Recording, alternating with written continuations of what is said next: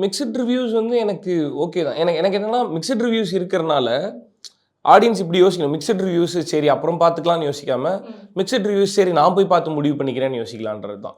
As a ஃபிலிமா, as a team of sweet ஆர்ட்டா, நாங்க இந்த படத்துல என்ன சொல்லியிருக்கோன்றத அங்கங்க சொல்லியிருக்கோம்.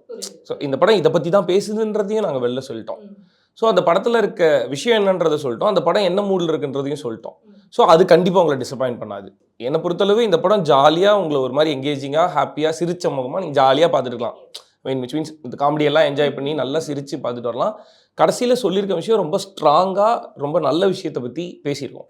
ஸோ அதனால நீங்க தியேட்டர்ல வந்து பார்த்து அத என்ஜாய் பண்ணுங்க அப்படின்னு தான் நான் சொல்லுவேன். மிக்ஸ்ட் ரிவ்யூஸ் சொல்றவங்கள்ல அவங்களோட ஒப்பீனியன்ஸ் தான் டிஃபர் ஆகுது.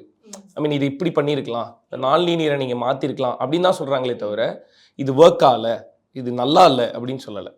இப்படி பண்ணியிருக்கலாம், இப்படி மாத்திருக்கலாம் அப்படின்னு தான் சொல்றாங்களே தவிர, ஸோ அப்போ ஜென்ரலாக ஒரு ஆடியன்ஸாக பார்க்கும்போது அவங்க என்ஜாய் பண்ணுறாங்களா இல்லையான்றதை தான் நான் தியேட்டரில் போய் பார்த்தேன். விச் மீன்ஸ் எனக்கு படம் முடியும் போது எந்த ஸ்க்ரீன்குள்ளாரெலாம் நான் போனனோ, எந்த ஸ்க்ரீன்லாம் ஃபில்லாக இருந்ததோ, அங்கே இருக்கவங்க எல்லாருமே அதை ஹாப்பியாக தான் எங்களை வெல்கம் பண்ணாங்க.